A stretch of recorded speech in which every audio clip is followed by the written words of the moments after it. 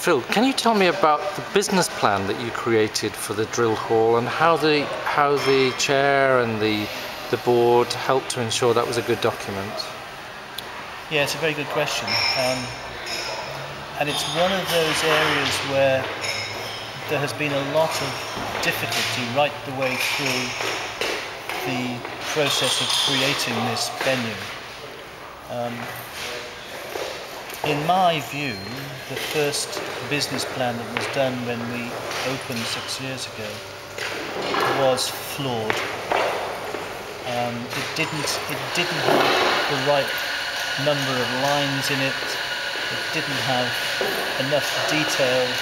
It didn't have things like depreciation, for example, built in, which is just basic. And though this was pointed out at the time to the local authority, they had paid for it, they wanted to accept it, they wanted to get the venue open, and they wanted to solve the problems afterwards. And the fundamental lesson of that part of the history is you can't solve the problems afterwards. If you haven't got the business plan right before you start, you're in deep trouble, really deep trouble. Now, when we moved forward to do the business plan for the drill hall under Lincoln Arts Trust Limited, we were faced with another dilemma. The local authority wished to feel secure that the new business would be successful and would be able to wash its face financially and would collapse and waste the city's incredibly large subsidy, good subsidy. Because of that, they insisted that they did the business plan, they led the business plan with our support. In the end, it worked admirably, but it took about 6 months for the person who was excellent and on our side to actually understand what the business issues were that we faced. And because in local authority funding, a lot of costs are unquantified.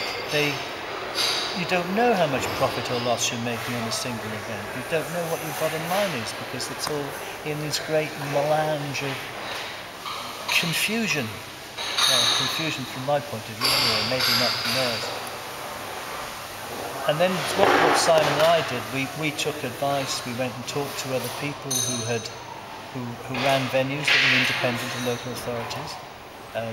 We found one which had managed the same thing that we'd done in Newmarket. We talked there, and we employed an external consultant, Heather Maitland, and she and Simon developed a business planning model, a model which showed the contribution of the business to overheads and showed us profit and loss in a way which had never been done before. So when the local authority business planning person was working on this, we were able to feed in this new information which allowed them then, with us, to create a business plan that we were all content with, so that they were prevented from being, they didn't feel they were at risk, although that's only recently really come to an end, I suppose, yesterday. This morning, 1 minute past midnight. But it's worked.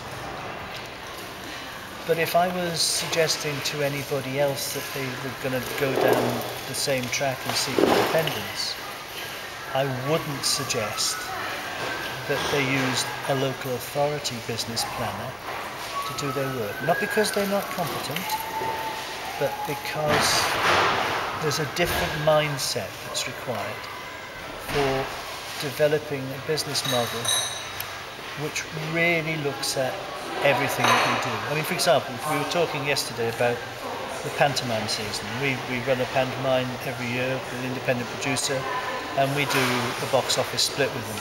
And it works very well, it's incredibly popular. The auditorium is full every night for a month. which is great for the city, great for the kids, great for the families, all that. When you look at the box office split, I think in the old days one would have said, okay, we're making, whatever the split is,